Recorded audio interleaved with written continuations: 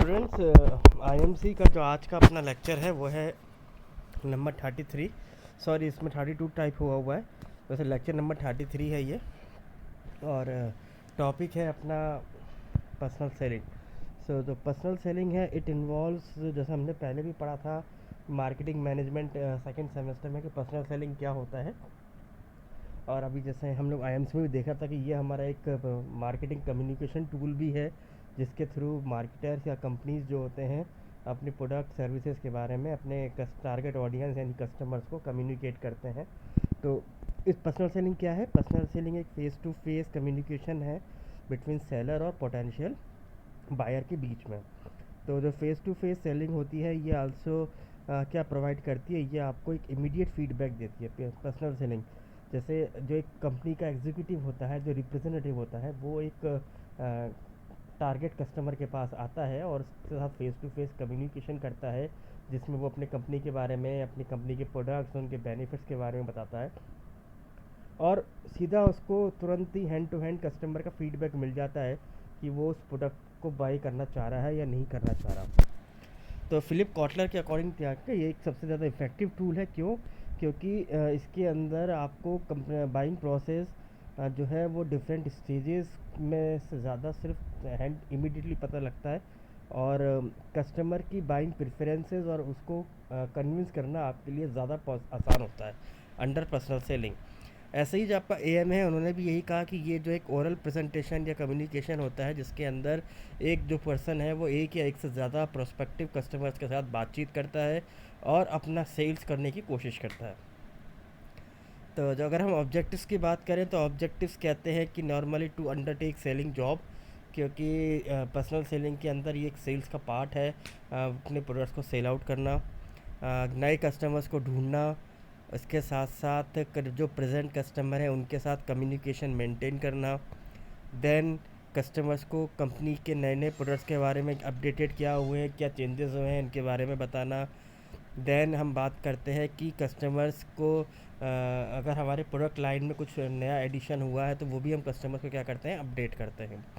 इसके अलावा हम मार्केट की डिफरेंट डिफरेंट इंफॉर्मेशन जो कि हमें कस्टमर पॉइंट ऑफ व्यू से ज़रूरी होती है, वो भी हम अंडर पर्सनल सेलिंग इसको इकट्ठा कर लेते हैं।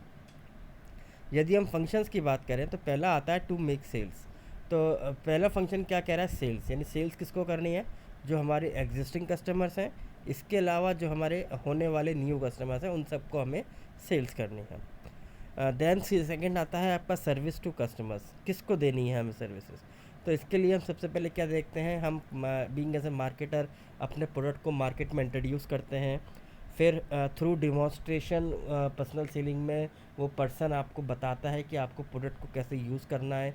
देन उसको वो पर्सनल सेलिंग जो सेल्स एग्जीक्यूटिव है या सेल्स पर्सन जो है वो आपको कन्विंस करता है कि सर ये जो प्रोडक्ट है ये आपकी नीड को फुलफ़िल करेगा और आपको उसकी रिक्वायरमेंट है।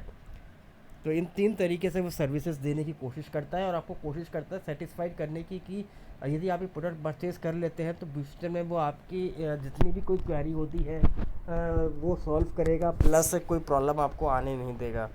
देन उसके अलावा जो नेक्स्ट फंक्शन होता है कीप सेल्स रिकॉर्ड। उस पर्सन ने कितना सेल्स किया, किस किस को किया, कब किया, कितनी क्वांटिटी में किया, ये सारी डिटेल हम जो है उसके अंदर रिकॉर्ड को मेंशन करते हैं। और लास्ट आता है एग्जीक्यूटिव फंक्शन, जिसके अंदर वो उसको ट्रेनिंग देना, मार्केटिंग प्रोग्राम्स के आपको अवेयर करना, और इसके अलावा मार्केट में क्या करंट अभी चल रहा है उसके बारे में भी उसको अपडेट रखना। ये नॉर्मली फंक्शंस के अंदर उसमें आता है।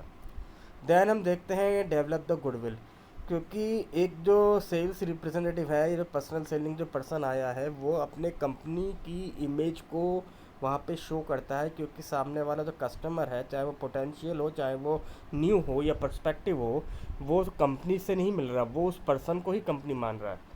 तो वहाँ पे वो अपनी कंपनी की इमेज को जो है एक प्रकार से इन्हेंस करता है, कस्टमर के सामने अपनी कंपनी की इमेज को शो भी करता है और उसकी गुडविल को भी इन्हेंस करता है।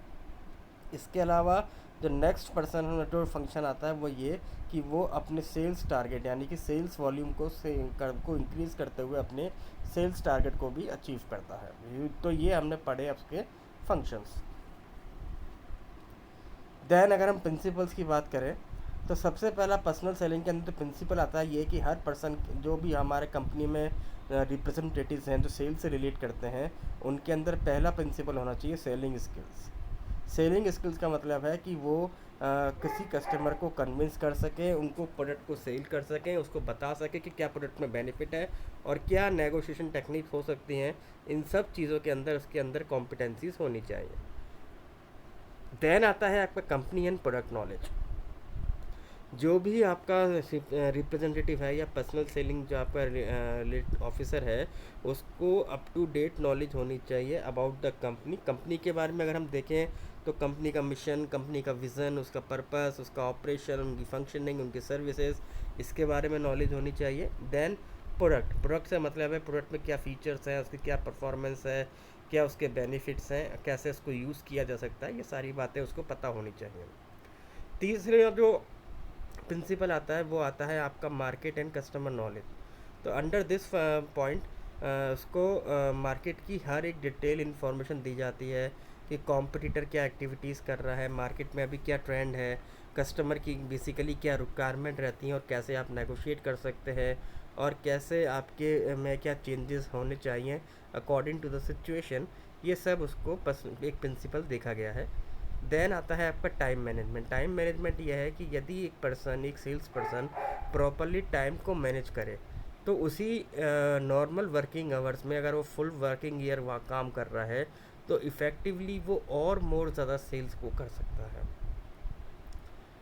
तो देन आता है हमारा प्रोसेस हमने सेकेंड सेमेस्टर में कई बार स्टडी किया है पहले भी, हम एक बार इसको क्विक रिव्यू कर लेते हैं।